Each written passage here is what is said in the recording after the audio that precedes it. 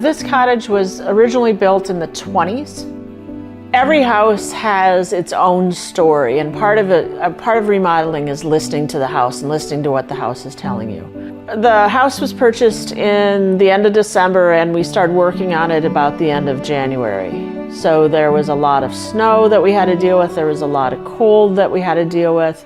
So one of our main goals was to keep the same footprint. I wanted to respect the house, and I wanted to show that less can oftentimes be more. So when we started pulling it apart, that's when we realized that there was a 1920s, 1930s cabin inside the house. It was a house inside of a house. So we've taken out more than 28 dumpsters. Obviously, it's got great lake shore. We wanted to maximize the views of the lake from pretty much every room that we could. Our goal is that as soon as you open this door, you'll be able to see the lake. It'll be a straight shot through this long hallway. It'll be a patio door facing the lake. So with the upstairs, what we did is there was a bedroom up here that was taking up a lot of real estate, but really didn't have a lot of function. So we turned that into a great room.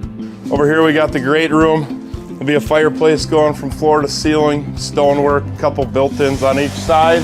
Be a nice cozy little space. The kitchen originally had about 7-foot high walls, and we opened that up. We vaulted it to make it larger, and we have it where it's overlooking the lake. This is going to be our wow factor with the vaulted ceiling and all the glass facing the lake. Master bedroom is going to be back in this corner. It's going to be cozy, but it's going to have $1 million view. So with the master bedroom, we were concerned on having a bedroom off of a kitchen. And because of the limitations of the existing structure, there was only so many places that we could put it. The solution we came up with was a hidden door. So if you're in the kitchen and you're not aware of it, it just looks like another piece of cabinetry. But if you know how to open it and you know what's in there, then you are able to get into the master suite and the master ensuite as well. So that's kind of fun, and it also really camouflages that design problem that we were not able to solve any other way. It's going to be a nice, open, modern lake house. We demoed it all the way down to the studs, opened the main floor, vaulted a whole bunch of ceilings, raised some ceilings in the basement, just everything. We touched everything. So the basement that we were working with had super short ceilings. A guy like me had the duct to get underneath a lot of the posts, a lot of the beams. We brought some equipment in here. We've taken out 1 foot plus of dirt. We are gonna get a brand new slab to work with. There was an old fuel oil tank. There was a lot of things that we needed to get out. And once we got out, we realized that we had the opportunity to dig down into the basement and get another foot out of it, which made a huge difference as far as utilizing living space.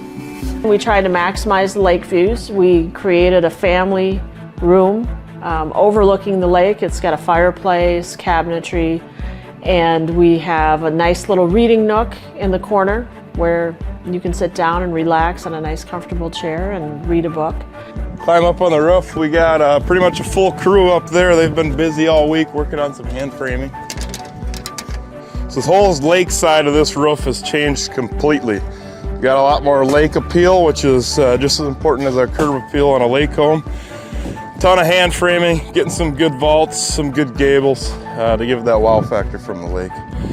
We could pretty much remodel anything you throw at us, so. Yeah, it's really fun.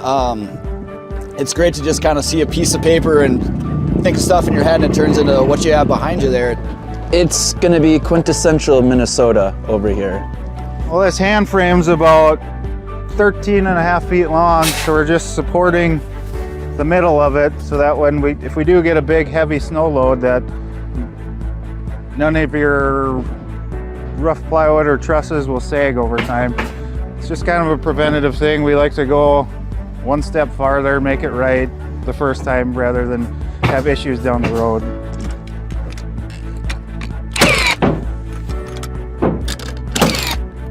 I think one of the reasons why Iron River does so well is that we're able to meet the homeowners where they are. We're really good at schedules, we're really good at budget, we're really good at following through on what we promise. And if it's not right, we will make it right.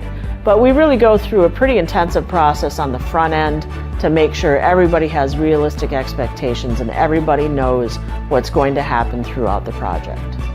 Lake Waconia is the second largest lake in the Twin Cities, right after Minnetonka. It has a wide variety of fishing. It has walleyes and muskies and large crappies.